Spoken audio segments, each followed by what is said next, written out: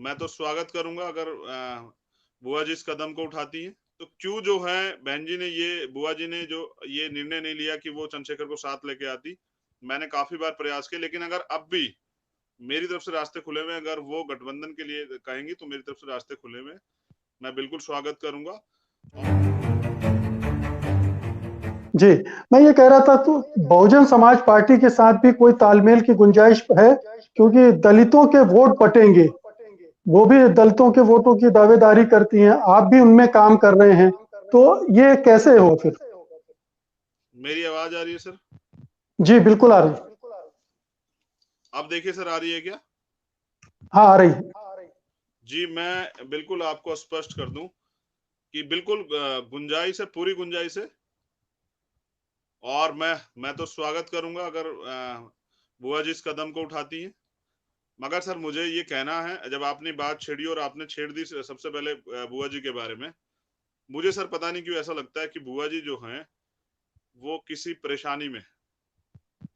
मुझे लगता है कि उनके परिवार ने उनको कैद किया है, या कोई कोई ऐसी बात है जो नहीं बता। क्योंकि अगर कोई भी आदमी चुनता है अपने कार्यों को आगे बढ़ाने के लिए तो वो एक अच्छे और विश्वसनीय व्यक्ति को चुनता है। वो कमजोर सिपाही पे कभी दांव नहीं खेलता। तो क्यों जो है बहन जी ने बुआ जी ने जो ये निर्णय नहीं लिया कि वो चंद्रशेखर को साथ लेके आती। मैंने काफी बार प्रयास किए, लेकिन अगर अब भी मेरी तरफ से रास्ते खुले हुए हैं, अगर वो गठबंधन के लिए कहेंगी तो मेरी तरफ से रास्ते खुले हुए हैं, मैं बिल्कुल स्वागत करूंगा। और अगर वो नहीं करती तो फिर हमें तो अपनी लड़ाई लड़नी है सर। क्योंकि जी मैं तो ये मानता हूं कि लोकतंत्र में सत्ता के साथ विपक्ष की भी एक बहुत अहम होती है। जी। तो वो अहम भूमिका तो क्या अदा आप? करनी है, क्योंकि हमारी राजनीति सिर्फ ये नहीं कि हम वोट वोट की राजनीति करें, हम तो पूरे 5 साल फील्ड में रहते हैं। चुनाव खत्म होने जी से अगले दिन, और पहला ही चुनाव है सर, चुनाव खत्म होने से अगले दिन से लेकर चुनाव होने तक, मतलब 24 घंटे 7 दिन वाले हम लोग हैं। तो हमारा तो काम ये है कि हम लोग जनता की सेवा में रहते हैं। और राजनीति ये है कि हम उनकी सेवा करें, और जो तमाम तरह के अधिकार जो उनके लिए नीतियां बन सकती है। क्योंकि सर मुझे ऐसा लगता है कि अगर राजनीतिक सत्ता आपके हाथ में नहीं है तो आप अपने लोगों के जीवन में कोई बदलाव नहीं कर सकते। क्योंकि कानून बनाने की ताकत वो सरकार के पास है। कानून सरकार बनाती। जैसे सरकार ने कानून बनाया कि एस्मा लगा दिया उत्तर प्रदेश में कि 6 महीने कोई हड़ताल नहीं करेगा, हड़ताल करेगा तो उसके खिलाफ कार्रवाई हो जाएगी। या जैसे उन्होंने कानून बनाया कि अगर कोई मास्क नहीं पहनेगा तो 1,000 या 2,000 रुपए का जुर्माना लगेगा, और अगर दूसरी बार पकड़ा जाए 10,000 रुपए का जुर्माना। अब ये कानून बन गया है, अगर कोई इसके इसके अगेंस्ट जाता है या कोई 2 बार पकड़ा जाता है उसको 10,000 रुपए देने पड़ेंगे। तो ये कानून है, इम्प्लीमेंटेशन करते हैं ये सिस्टम में बैठे लोग। लेकिन कानून बनाने की ताकत तो अगर मेरे हाथ में पावर आएगी तो मैं कानून बनाऊंगा कि अगर कोई दलितों को या वंचित वर्ग किसी व्यक्ति को सताएगा तो उस पर ऐसी कार्रवाई होगी कि भविष्य में दोबारा कोई ये करने से पहले सोचेगा। और हम लोग काम करेंगे हॉस्पिटल पे, जो हमारी प्रायोरिटी है। हम स्कूल पे काम करेंगे। आप बताइए, सब कुछ खुला लेकिन स्कूल नहीं खुला। बुनियाद कमजोर हो रही है।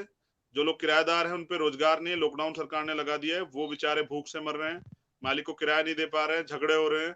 उसके अलावा जो प्राइवेट जॉब के जितने लोग हैं वो, क्योंकि सब बंद हो गए हैं, वो भूख से परेशान हैं, वो किराया नहीं दे पा रहे हैं, वो जा नहीं पा रहे हैं, अपने बच्चों को फीस नहीं दे पा रहे हैं। स्कूल के लोग जो हैं, प्राइवेट स्कूल के लोग बच्चों से फीस मांग रहे हैं उनके माँ बाप से।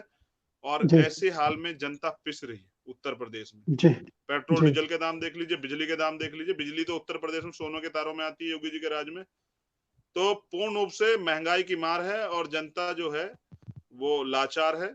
इस सरकार को बदलने के लिए मैं पूरी ताकत से उत्तर प्रदेश में लगूंगा, और उत्तर प्रदेश से भारतीय जनता पार्टी सरकार को उखाड़ फेंकेंगे। बहुत बहुत शुक्रिया चंद्रशेखर आजाद जी, आपने बहुत ही बेबाक ढंग से हमसे बातचीत की, और आपसे बातचीत करना हमेशा ही मुझे अच्छा लगता है। आपने समय निकाला सत्य हिंदी के लिए, आपका बहुत बहुत शुक्रिया। हमें लगता है कि पूरे देश को अभी आप जैसे और भी 10-20 चंद्रशेखर आजाद की जरूरत है, जो पूरे देश भर में, क्योंकि आप पूरे देश भर में घूमकर लड़ाई नहीं लड़ सकते, तो अपने जैसे लोग खड़े कीजिए ताकि एक मूवमेंट खड़ा हो। और जो हर इस तरह। प्रदेश में सर भीम आर्मी के माध्यम से एक चंद्रशेखर नहीं सर, सैकड़ों हजारों चंद्रशेखर हैं जो इस लड़ाई को आगे बढ़ाने के लिए दिन रात मेहनत कर रहे हैं। और एक सर, एक जानकारी और मैं आपको दे दूं, ये वो लोग हैं जो सरकार ने बेरोजगार किए, क्योंकि नौजवानों के लिए सरकार के पास रोजगार नहीं। उनके सपने कुचले जा रहे हैं सर। वो कुछ करके दिखाना चाहते हैं देश के लिए, लेकिन उनके लिए। और फिर ये संविदा आउटसोर्सिंग के नाम पे सर रिजर्वेशन और तमाम तरह के अधिकारों से भी जो है नौजवानों को जो सरकारी सेवा करना चाहते हैं, जिसके लिए माँ बाप ने अपना पेट काट के उनको पढ़ाया, उनसे वंचित किया जा रहा है। सत्यहिंदी.com के सभी दर्शकों को सर बिलेटेड बुद्ध पूर्णिमा की बहुत बहुत बधाई और मंगल कामनाएं। और आप सब अभी, क्योंकि ये कोरोना काल चल रहा है sir, black fungus, white fungus, yellow fungus, और देश में आरएसएस और बीजेपी नाम का फंगस भी सर लग गया है। तो इसलिए जो है मैं ये कहना चाहूंगा कि सब लोग सुरक्षित रहें, सब लोग स्वस्थ रहें, दीर्घायु, और आपके परिवारों के लिए मेरी बहुत बहुत मंगल कामनाएं, अपने देश के लिए, अपने सभी प्रदेशों के लिए और सभी देश जनों के लिए, और विपक्ष के लोगों के लिए भी सर, इनको भी सद्बुद्धि मिले, और आलोचकों और सब लोगों के लिए बहुत बहुत मंगल कामनाएं कि सब लोग सुरक्षित रहे, सबके परिवार सुरक्षित रहे। धन्यवाद सर। बहुत बहुत शुक्रिया, धन्यवाद।